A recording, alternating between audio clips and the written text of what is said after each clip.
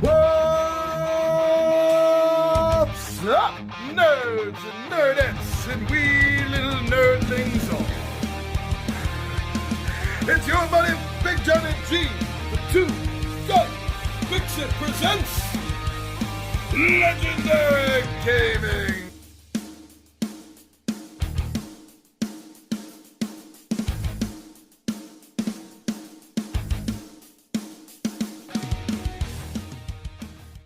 We're here with another Tuesday, and every Tuesday we do Tabletop Takeout Tuesday, and this is where I tell you points about what I like about a game.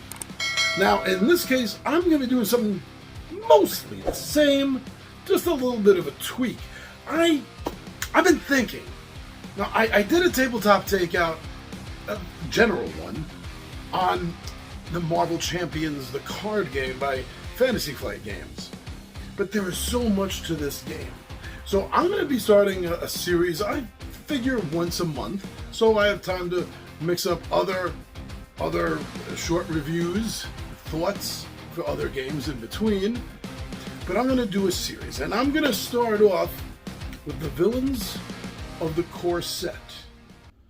So why don't you join me down the table, and we're going to talk about this. I'll see you down there.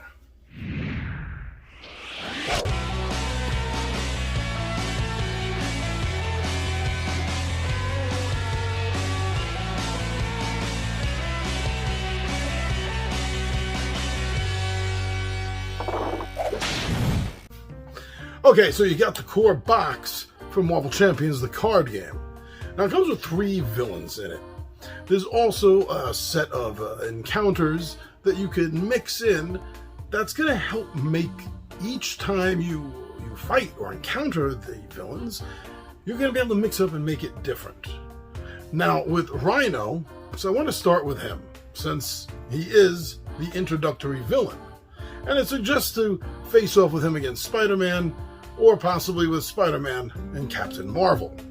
Now the game does gradually increase as per the player count. So with 1 player, 2 players, 3 players, or 4, there is going to be a sort of mean average with the difficulty.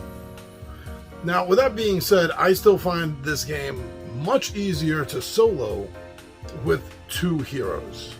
3, I'm not even going to try 3 or 4, to tell you the truth, because I just don't want to be bothered with keeping track of all of that myself. And especially, probably about 7 out of 10 videos, 7 out of 10 times I play this game, I would use it for a video. And there's no way I'm working a video and more than 2 characters at once. But Rhino is the introductory villain, so to speak. If you're going to look at them, you would place them Rhino, Claw, and then Ultron, of course. But that doesn't necessarily mean that for a new player to the game that Rhino is going to be a walk through the park, because he's not. Alright, so now depending on whether you want to play with an easy setting or a hard setting is going to determine whether you're starting off with Rhino level 1, going into level 2, or starting with level 2 going into level 3. Now level 1, there's nothing special. There's no special abilities that are marked on the card outside of his normal scheming and attacking. And that does make it a little bit easy.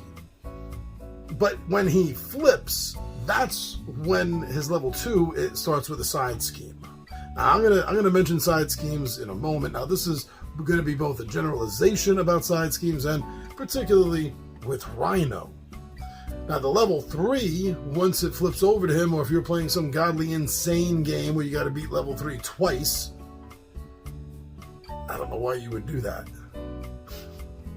But he automatically starts with toughness, which means any attack, unless it's piercing, he's going to shrug off that one attack.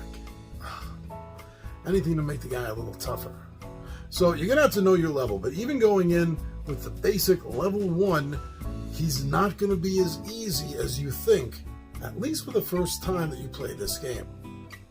Now, he starts off the basic level 1 of him. Remember, he has 14 hit points. That's per hero. Per hero. Not per player at the table. Per hero in the game. So if you're soloing and you're using 2 heroes, then he's starting off the game with 28 hit points. And then 15 and 16 for his level 2 and 3. So that's starting him off tough enough to bring him down, to break him down. But on top of that, he has some cards in his specific Rhino deck that you really are going to have to look out for. And once they're out, not all of them you're going to be able to do anything about. So the first one that thankfully you can do something about is his Enhanced Ivory Horn. Now this is automatically going to be giving him a +1 on his attack once it's drawn, because it will get attached to him. However, if the players use 3 resources of strength, the fist, then they're able to break it. So that'll get it out of the game. And I highly suggest that anything that Rhino brings into play that's an item and has such a note on it, you may, depending on your situation at that moment in the game, you may want to consider making that a priority. Because you think it might only be +1 on the attack, but you really feel that. Especially if you're using a character that starts with less than 10 hit points, like Black Widow, who starts with 9. Even that +1, it's going to nickel and dime you to death. Now, another card you really have to be on the lookout for, and hopefully you'll draw it for a boost card or something, so it'll go in the discard pile and give you a little extra time before it gets recycled back in, and that's the Armored Rhino Suit.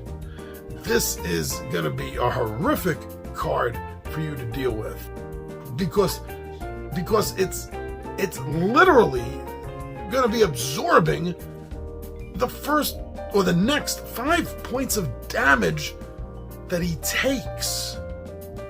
You have to beat the crap out of this armor just to get through it, so you can continue trying to take him out. Now, the rest of his deck has a smattering of cards that are going to be causing you problems if you don't deal with them fast enough.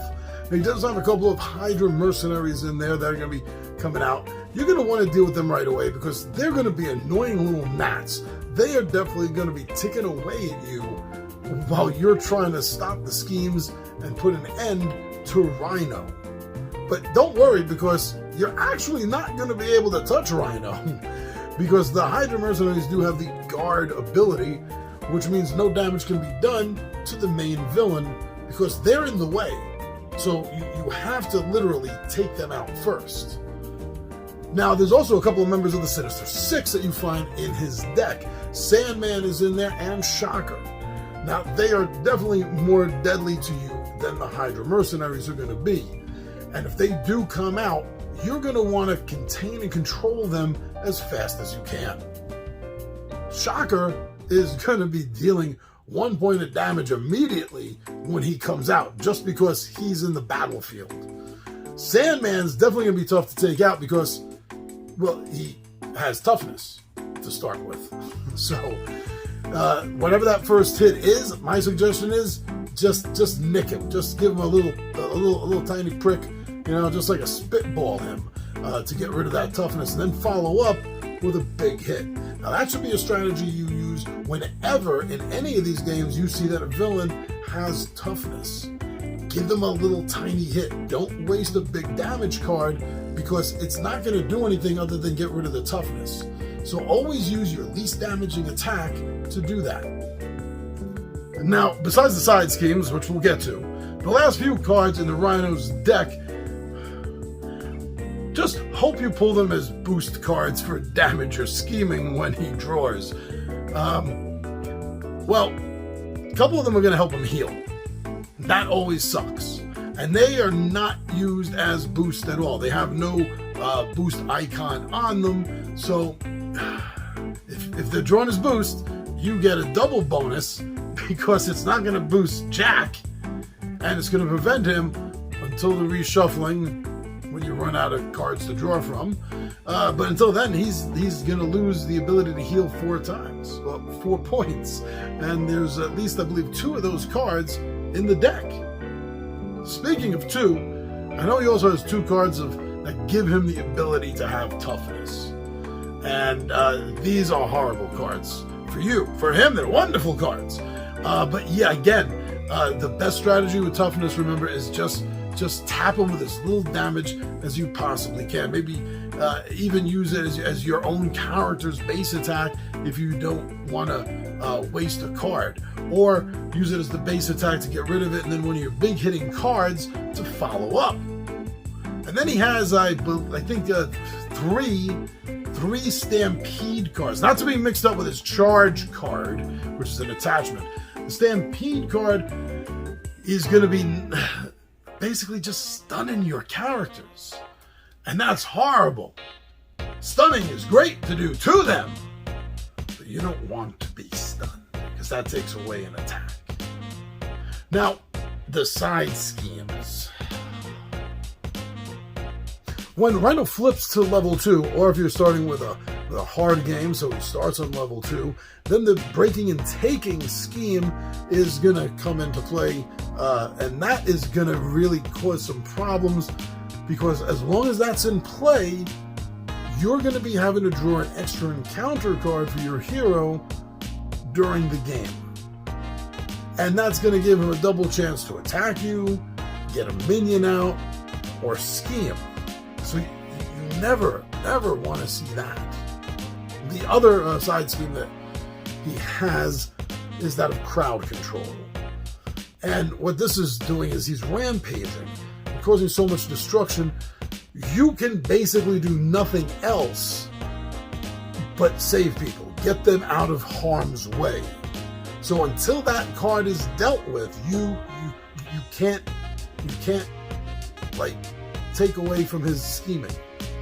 Okay, you're not going to be able to do that, and that's just going to build up him towards his final end game, to the end. So be careful with that. You definitely have to keep tracks on these cards, and as best you can, find a way to control them. And not talking about card counting, but kind of keep track of what comes out, because that'll give you a good idea of what's still to come. Like many of the villains throughout this game, he gets use of the standard deck of encounters. And that, it's a standard deck of things to add to him, like ganging up on the hero and such.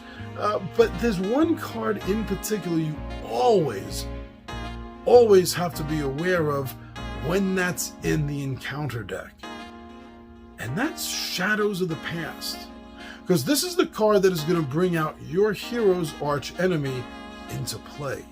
And you never, ever want to see that.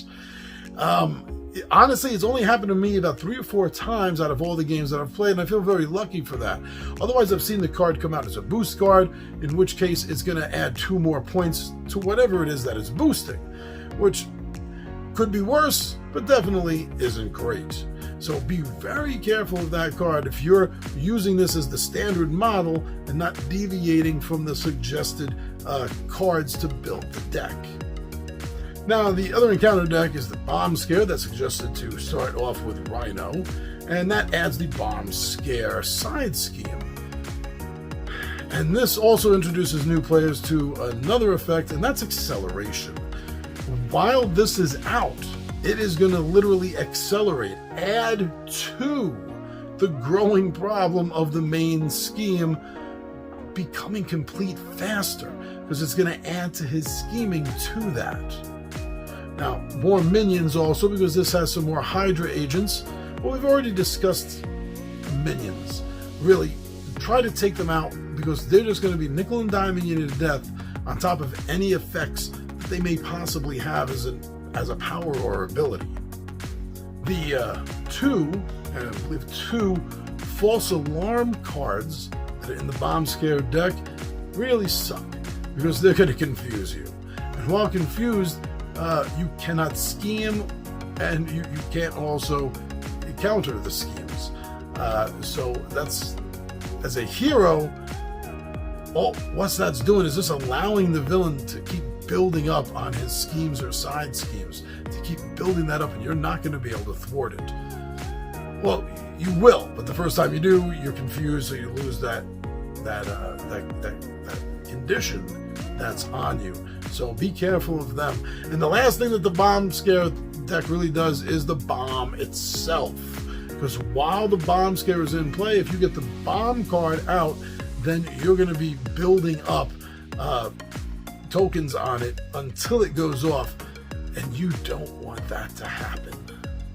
Now, a great thing to remember for pretty much any villain you're facing in the game is you don't always want to tank right away, because the villain is going to be getting stronger. And if you're spending so much time tanking, using your cards just for the attack, and you're not building up your play area, you're going to be at a serious disadvantage, especially by the time that villain is going to flip.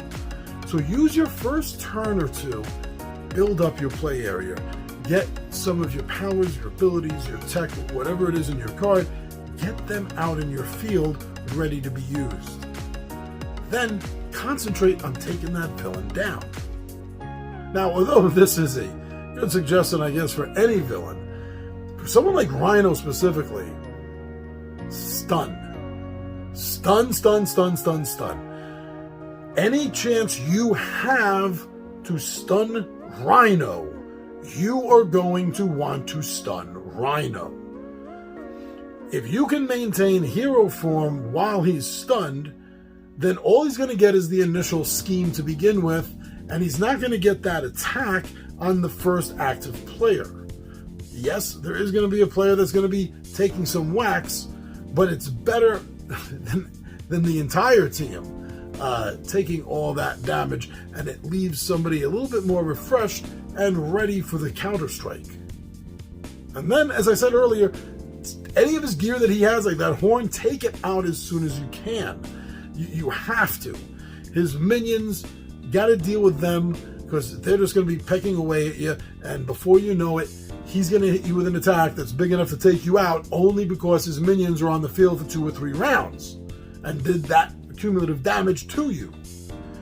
So those are some of the best tactics that you can have with Rhino when facing Rhino, in my humble opinion. So he is a great villain. I do agree he's a great villain to start with, but if this is your first time playing the game, then don't take him for granted. Watch what you're doing. More importantly, watch what's coming out with his drawers and try to manage everything you can. So that's my Tabletop Takeout overview of Rhino for Marvel Champions, the card game. I hope you enjoyed it. If you have any other tactics, anything that works against Rhino, put it in the comments for other people to see and read. And we help build up a great little library of tactics and ideas right here in the thread. And we can do that with each one of these that I'm going to do in turn. Thank you for joining me. Thank you for enjoying the show so much that you subscribe to it. I hope you do, and that you enjoy our daily videos. I'm your buddy Big Johnny G for Two Gun Pixie Presents Legendary Gaming. And my friends, I